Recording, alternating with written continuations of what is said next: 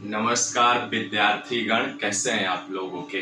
तो चलिए हम लोग नेक्स्ट लेक्चर में आ गए हैं, जो कि हमारा एनसीईआरटी बुक पे आधारित है। आपका जो एनसीईआरटी पहला चैप्टर है ना, केमिस्ट्री का सॉलिड स्टेट, उसके लास्ट में जब पेज नंबर 32 में जाएंगे तो एनसीईआरटी क्वेश्चंस कर रहे थे हम लोग क्वेश्चन 1.10 में। ठीक है, इसमें हमें कह रहा है कि ये क्वेश्चन 1.10 का पहला पार्ट तो इसके प्रीवियस क्लासेज में कंप्लीट कर चुके हैं एससीसी में, यानी सिंपल क्यूबिक यूनिट सेल की जो पैकिंग एफिशिएंसी है वो निकाल चुके थे।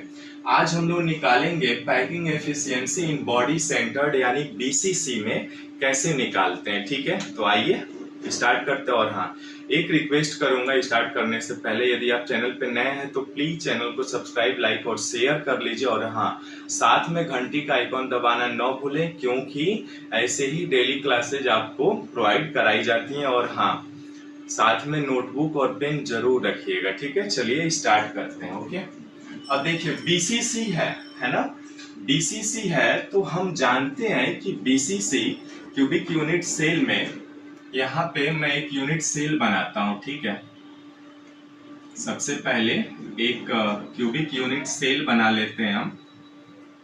ठीक है, ऐसे। ओके,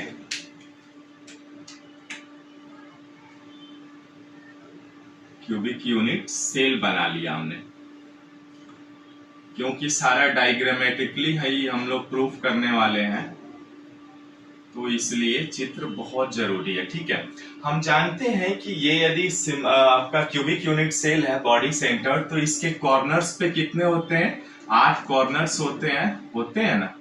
ऊपर 4, 2, 3, 4 और नीचे भी 4 होते हैं, 1, 2, 3 और ये 4। ठीक है, ये 4 हो गए आपके बॉडी सेंटर्ड, और एक इसके बॉडी में होता है ना यहाँ पे। क्लियर है ना, ये पूरे बॉडी में निहित होता है, ये body centred cubic unit cell में। अब क्या करते हैं बच्चों, हम मान लेते हैं इसकी एज लेंथ कितनी है। एज लेंथ यानी इसकी जो एज है वो कितनी है, ए है। ठीक है, और हम जानते हैं कि इनके जो कॉर्नर्स पे एटम होते हैं, एटम कॉर्नर्स पे होते हैं 4 ऊपर और 4 नीचे, और एक बीच में एटम होता है। ठीक है, अब हम जानते हैं कि बॉडी डायगोनल, इनके विकर्ण को हम कैसे प्रदर्शित कर सकते हैं। जैसे देखिए, ये सीधा ऊपर से नीचे तक आएंगे ना, तो मान लिया हमने इनके विकर्ण को हम कुछ इस प्रकार यहाँ से स्टार्ट करते हैं, और ये पूरा आपको मैं यहाँ तक मिला दे रहा हूं। ठीक है, ये बॉडी डायगोनल हो गया। ठीक है, और इस बॉडी डायगोनल को हम मिला दे रहे हैं, क्या, इसको यहां से, है ना।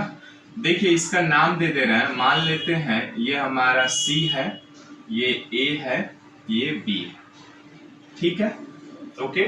और ये जो आपका एंगल है ना बच्चों, ये वाला जो एंगल है वो 90 डिग्री है। ठीक है, 90 डिग्री है। क्लियर है यहां तक। अब हम जानते हैं कि ये बॉडी डायगोनल है तो इसके एटम अरेंज होंगे, है ना। बॉडी डायगोनल है तो इसका एटम ऐसे अरेंज होगा, एक एटम तो यहां पर होगा इसके कॉर्नर्स पे, दूसरा ऐसे ही इसके संपर्क में होगा। देखिएगा ध्यान से, ये दूसरा संपर्क होगा, और एक तीसरा यहीं से एक और एटम होगा, जो कि इनसे तीनों, ये एक एटम रखे गए हैं, तीनों एक समान के और एक दूसरे को संपर्क करते हैं, है ना। तो आप जानते हैं कि जैसे देखिए, ये दूसरा कलर ले रहा हूं, 1 मिनट। ठीक है, अब दूसरा कलर लेंगे तो मैं मान लेता हूं इनका जो ये सेंटर पॉइंट है, तो ये आर होगा इनका। ठीक है, ये एक आर हो गया, ये भी होगा आर, ये भी होगा आर, और ये भी, यानी टोटल 4 आर हो गए, है ना। अब इनकी जो भुजाएं होंगी, ये देखिए, ये भुजाएं जो साइड वाली हैं, ये इनकी एज लेंथ हमने मान लिया ए है। ये यदि ये है तो ये भी ए होगा, ये भी ए होगा। क्लियर है ना यहां तक। ठीक है, अब देखिए, मैं चलता हूं सबसे पहले, क्या, इसको एक पॉइंट दे रहा हूं डी। क्लियर है यहां तक। यानी सबसे पहले तो हम क्या करते हैं, आर एंड ए में रिलेशन निकाल लेते हैं, क्योंकि जरूरत पड़ेगी। जैसे कि रेडियस और एज लेंथ के बीच जब रिलेशन निकालेंगे तो हम सबसे पहले क्या आ जाते हैं, त्रिभुज ए डी बी में, है ना। ए डी बी में यहां पे देख लेते हैं त्रिभुज ए डी बी में। क्लियर है यहां तक। ए डी बी में जो ये ए बी होगा, ये क्या होगा, कर्ण होगा, है ना, हाइपोटेन्यूज होगा। यानी A B square is equal to, कर्ण स्क्वायर बराबर क्या होता है, पाइथागोरस का प्रमेय, आधार स्क्वायर प्लस लंब स्क्वायर, है ना। यानी A D square plus B D square, ठीक है। यानी ए डी का मान कितना है, देखिए ए माना आपने ए स्क्वायर प्लस बी डी का भी मान ए है तो ए स्क्वायर, यानी ये आ जाएगा आपका 2a स्क्वायर। यानी A B square is equal to 2a square, या ए बी बराबर आ जाएगा आपका √2a, है ना। अब इतना तो आप समझते हैं, ठीक है ना, कर्णी में हो जाएगा, शॉर्ट्स आ जाएंगे, ठीक है। यहां तक क्लियर है, ओके। अब आइए आगे चलते हैं। जैसे अब इसमें हो गया ना, तो अब इस त्रिभुज में आते हैं, त्रिभुज ए बी सी में। यहीं पे त्रिभुज ए बी सी में, अब देखिए ए बी सी में ए सी क्या होगा, कर्ण होगा। यानी A C square is equal to हो जाएगा ए बी स्क्वायर, देखिएगा ध्यान से, A B square plus B C square. Clear है। अब देखिए ए बी का स्क्वायर, ए बी का मान आपने कितना निकाला है, अभी तो निकाला, √2a का होल स्क्वायर। क्लियर है। प्लस बी सी स्क्वायर यानी ए स्क्वायर। क्लियर। अब देखिए यहाँ पे √2 यानी 2a स्क्वायर प्लस ए स्क्वायर, है ना। अब 2a स्क्वायर और a के स्क्वायर कितना आ जाएगा, 3a स्क्वायर, यानी ए सी स्क्वायर बराबर इतना, तो ए सी बराबर कितना आ जाएगा, √3a। क्लियर है यहां तक। यानी ए सी का भी मान हमने निकाल लिया, √3 और ए बी का भी मान निकाल लिया। क्लियर है ना यहां तक। अब चूंकि देखिए यहां पे, अब ध्यान से देखिएगा, ये जो AC है, AC जो आपने निकाला ना, देखिए AC बराबर, AC किसके बराबर होगा, देखिए 1R 2R 3R और 4R, 4R के बराबर होगा, है ना। यानी ये आपका AC स्क्वायर बराबर आ जाएगा आपका, कितना हो जाएगा, 4R स्क्वायर। ठीक है, 4R स्क्वायर, सॉरी एक मिनट, AC बराबर ये आ जाएगा आपका, AC का मान कितना है, √3a। ठीक है। अब चूंकि AC का मान कितना है, 4R, तो 4R बराबर आपका आ जाएगा √3a। क्लियर है यहां तक, ये चीजें क्लियर हो गई ना। अब चूंकि देखिए यहाँ पे मैं लाइनिंग कर दे रहा हूं थोड़ा सा। अब ये चूंकि BCC है, तो इस पूरे BCC में, अतः BCC में कुल परमाणुओं की संख्या, यानी एटम पर यूनिट सेल कितना होता है, 2 होता है। कैसे आप जानते हैं, जैसे देखिए कॉर्नर्स पे कितने एटम है आपके, 8 हैं, है ना। तो 8 है और प्रत्येक एटम पे, प्रत्येक कॉर्नर पे एक एटम का कंट्रीब्यूशन कितना होता है, 1/8 पार्ट होता है, यानी ये 1 आ जाता है, और एक पूरे बॉडी में होता है तो 1, यानी टोटल ये 2 हो गए। वही चीज हमने यहाँ पे लिखी है। क्लियर है यहां तक, okay.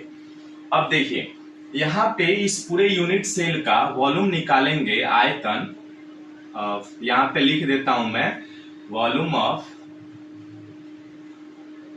Unit cell. Unit cell का आयतन कितना हो जाएगा, A3, है ना, इतना हो जाएगा।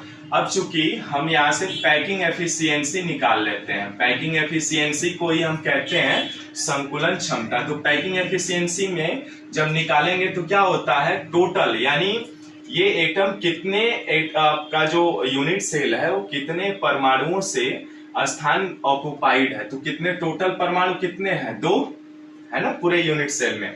और एक परमाणु, चूंकि परमाणु गोलाकार होता है, तो गोले का आयतन किस फार्मूला से निकालते हैं हम, 4/3 πr3, बटे, अब देखिए पूरे यूनिट सेल का आयतन, तो आयतन कितना होगा ए क्यूब गुणे 100, चूंकि पैकिंग निकाल रहे हैं परसेंटेज ऑफ पैकिंग एफिशिएंसी, तो हम मल्टीप्लीकेशन कर दीजिए 2 गुणे 4/3 पाई आर क्यूब बटे ए क्यूब, यानी ए बराबर, यहां से ए बराबर कितना आ जाएगा देखिए तो 4r/√3, यानी 4r/√3 का होल क्यूब गुणे 100।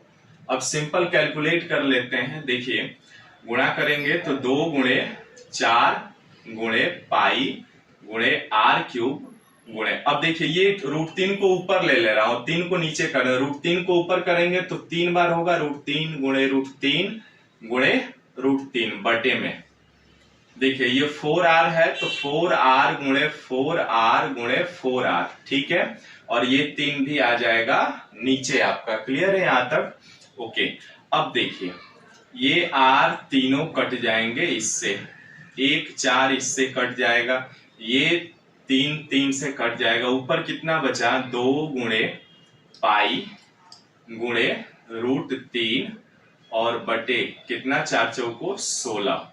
अब यहाँ पे मान रखेंगे ना आप, 2 गुणे पाई का मान यदि 22/7 रख रहे हैं और √3 का मान 1.73 और बटे 16 गुणे 7, और ये कैलकुलेट करेंगे ना तो ये आएगा लगभग 68%, यानी जो इनकी बीसीसी की आपकी जो पैकिंग एफिशिएंसी आएगी ना बच्चों, वो 68% आएगा। ओके, तो इस तरह से आप आसानी से निकाल सकते हैं, और ये सारी चीजें हमने पहले जो थ्योरी के लेक्चर्स है उसमें भी डिस्कस किए हैं, ठीक है। अब यहाँ पे आप 68% इसकी पैकिंग एफिशिएंसी निकाल लिए, तो अब आप क्या कर सकते हैं, एम्प्टी स्पेस भी निकाल सकते हैं। एम्प्टी स्पेस कैसे निकालेंगे, एम्प्टी यानी वाइड जब निकालेंगे आप, जिसको आप कहते हैं 100 माइनस कर लेंगे 68, 68 में से घटाएंगे 100 में से, तो ये 32% आपका वाइड आएगा एम्प्टी स्पेस। ओके, तो इस तरह से आप पैकिंग एफिशिएंसी की गणना करते हैं आपके बीसीसी में। ये बीसीसी स्ट्रक्चर है, अभी आपका इसके पहले एससीसी हो चुका है, simple cubic unit cell, BCC हो गया है ना। तो ये क्वेश्चन 1.10 का आपका दूसरा पार्ट समाप्त होता है। Okay, thank you so much. Channel को प्लीज सब्सक्राइब, लाइक और शेयर कर लीजिए।